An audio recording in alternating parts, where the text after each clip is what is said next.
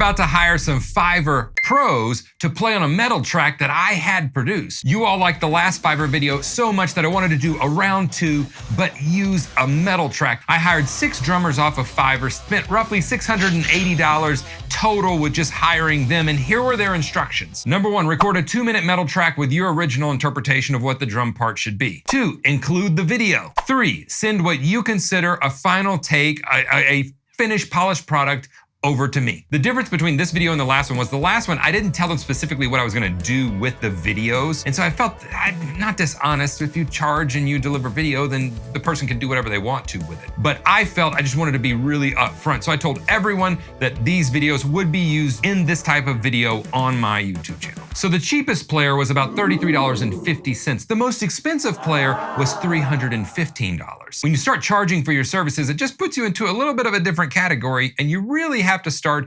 delivering on that level. This time around, though, we're gonna do a little something different. We're gonna play a little game of Guess Who. Can you guess who? Do you have a clue? As we go through these drummers, I want you to play a game of Guess Who in the comments and try to match the player with the amount that you think I paid them. Later in the video, I'll reveal exactly how much I paid each player. After we've listened to all of the takes, we're gonna see who I think gets the gig. And just because last video I got flamed in the comments for not including my own version of this, I included my version of this song as well. Let's go check them out. Let's check out what Glenn has going for us. Now, you'll remember Glenn from the last Fiverr video. He came in slinging with the E kit in the middle of it, so I'm really anxious to hear what he's got. Good space up front.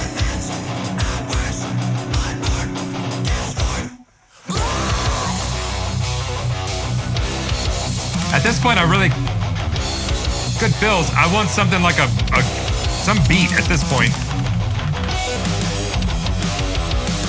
Nice attention to the song detail. There you go. My stick.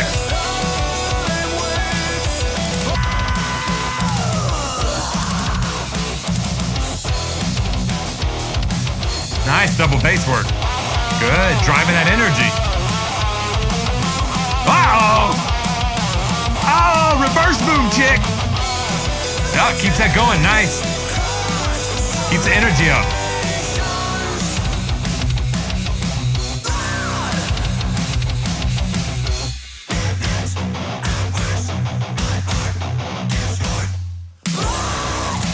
Oh!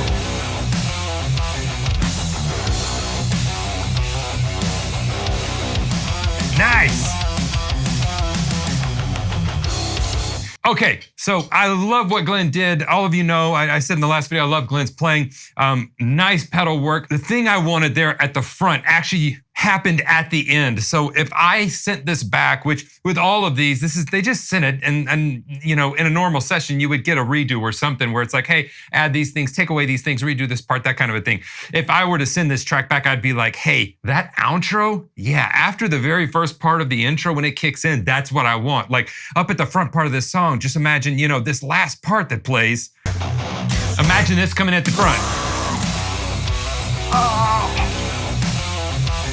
Right, so definitely I would send that back and I'd be like, look, copy, paste that part at the end and put that at the front, and it ties those two parts together. So to me, I'm always kind of looking for the crumbs that are left within the song that give me something to hang my hat on. So awesome job, Glenn. Now let's check out Fabio. His handle on Fiverr is Annihilator. The funny thing about this is about 5 years ago, Fabio was actually a student of mine online, which is really cool. I didn't know that until I contacted him. I was like, hey, you want to do this? He's like, hey, as a matter of fact, I was a student of yours about 5 years ago. So I'm pumped to hear this and to hear how it turned out. Don't forget, you're guessing how much I spent on each person. So put it down in the comments.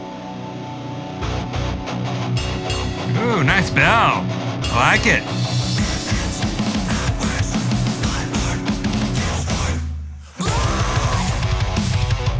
Oh, cool. Oh, okay, he feels different. He feels different about one than I do. Like one is a little bit different for him. I like that. I like it. That's not a bad thing. Nice, I like that. That halftime feel again. I like the toms there. Not as big a fan of this snare part. It kind of loses some energy for me there.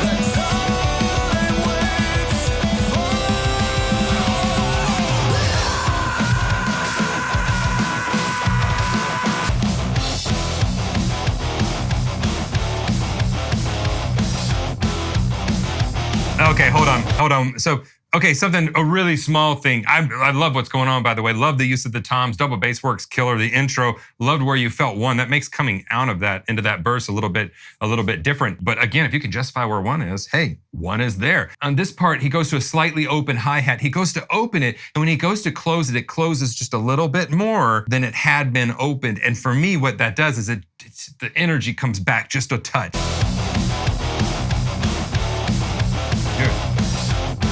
Yeah, it's just such a slight difference. But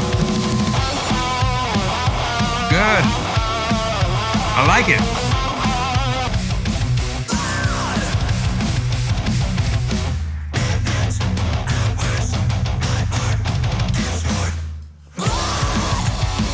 Oh, this is different. Okay. Nice lick.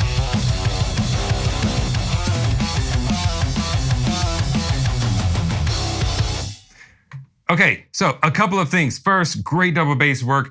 The sound of the drums I really liked. I really liked the tom work in there. I like the build of the energy in that bridge section, that breakdown scream section. The only thing would be, and that's such a minor thing you don't know, that would be something I'd be like, hey, can you recut that little part? For me, it just has to do with the energy of the song once that hi-hat lift happens. The only other thing is there's repeating sections in this song. Again, this is a personal thing, but there's repeating sections in a song, and I want to have something to hang my hat on. So if we have repeating section, and each repeating section is different than the last one, sometimes that can build energy, but sometimes whenever every section is different and we don't refer back to any of the older parts, it can begin to feel a bit disjointed or a bit jam band-like. And I don't mean that like in a negative way. It was a great track, but what I would probably do is go back and say, hey, is there any way that you could take a couple of these parts and tie them together? So in that intro, once he locks into a groove, it's kind of a halftime groove, and then at the end, it's more of a double time groove for that same section. Same thing with that verse type of a section before the breakdown. It's one groove, that snare groove, and then I think it was the tom groove, and then snare is how that happened.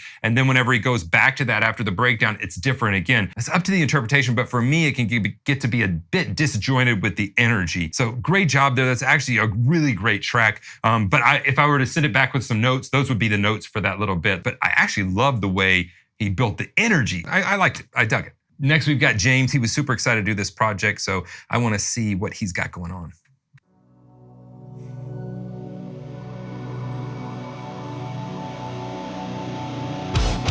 Ooh, real nice sound. I like those cymbals.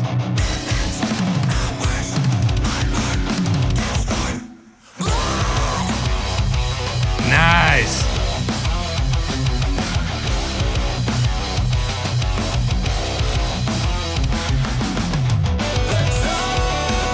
Building that energy, I like it.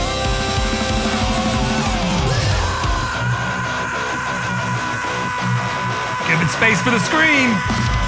Oh.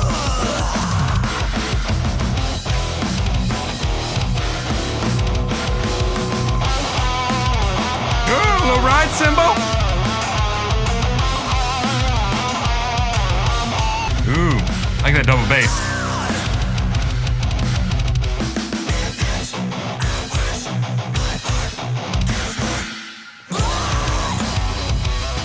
Yeah.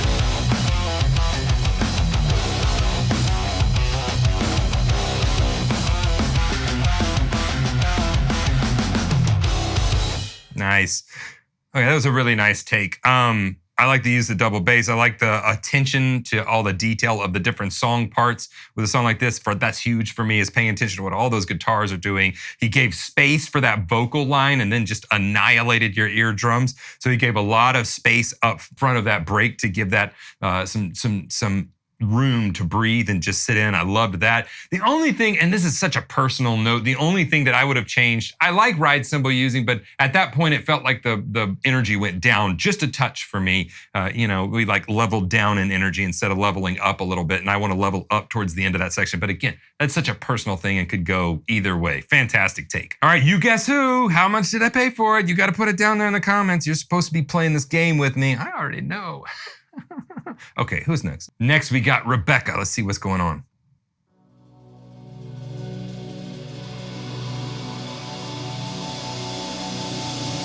Okay, right here.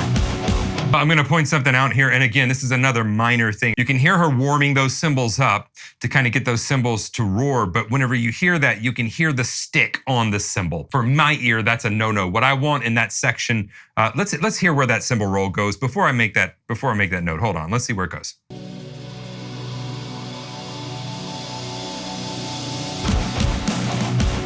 Okay.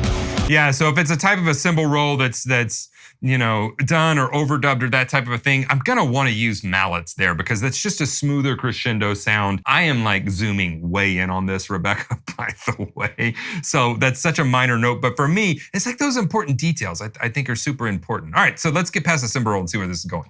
Having that kick there.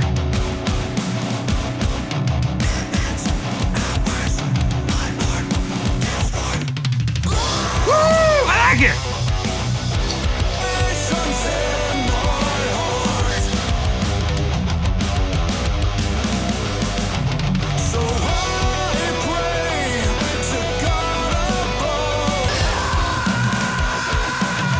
Nice, referring back to that intro type of a deal.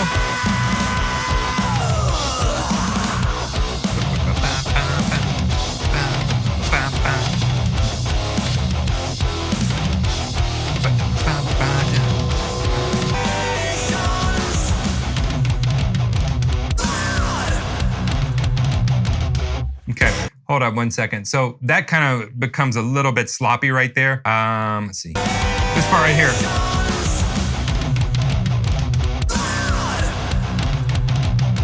Yeah, they just don't line up enough. Nice.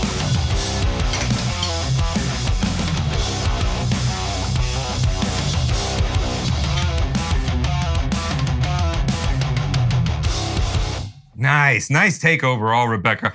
Okay, the note I would say is I would redo that cymbal roll at the front, just again, it's such a small thing. But the second thing I would do is after that breakdown section,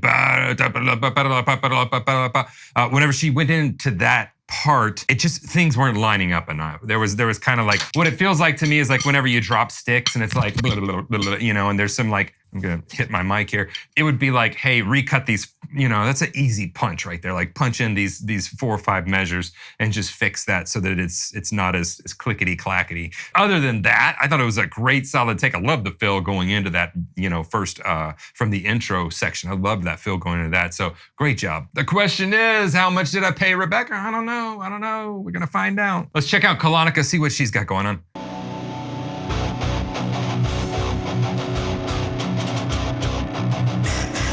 Hard to hear what's going on.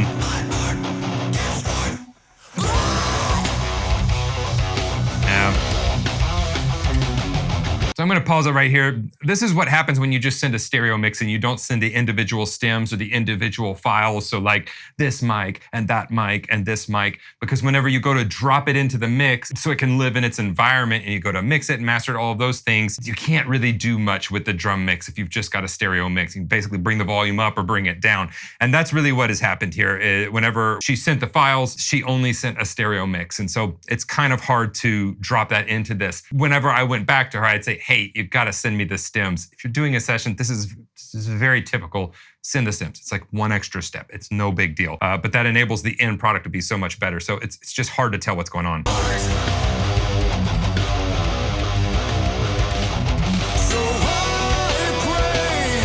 Nice parts, bringing everything together.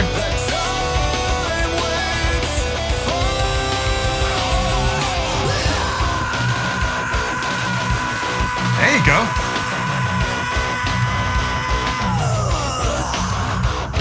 Nice groove there.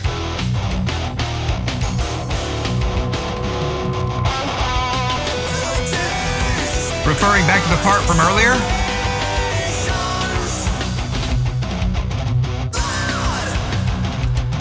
There we go. Unexpected.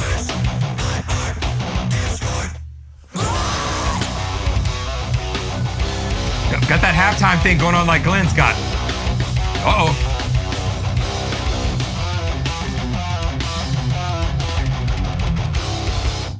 Okay, cool. So great playing. Again, what I could hear of it. So what happens is we take these and we try to mix and master them so that they are kind of all within the same ballpark with all levels. So we can't boost the drums way above in one take and not boost them way above in the others. And for this one, that's what that really would have taken is boosting those way higher than the rest of them. So the feedback that I would give and that I would ask for whenever I was like, hey, can you give me this? The stems. The playing from what I could hear was great. I love the parts. I love how you referred back to some of the parts. So that would be my feedback for that one. All right, let's check the next one out. All right, let's check out Nico.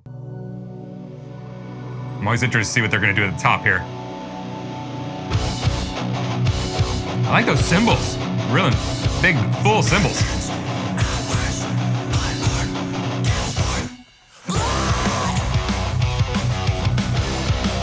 Right from the front.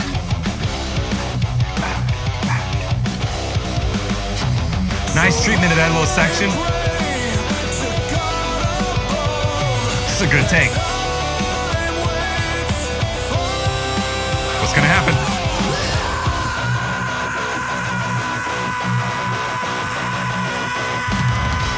Okay, so this is the first take where we've really seen the drummer just pull back and give complete space for this scream, which is a nice effect. Check out how that affects the song.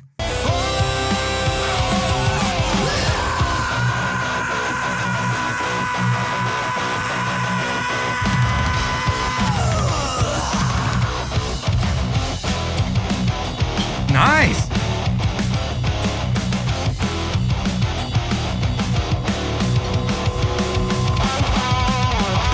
Reverse boom chick.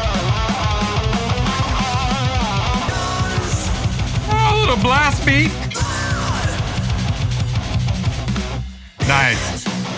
Wanted a little bit more snare in that. A double time feel.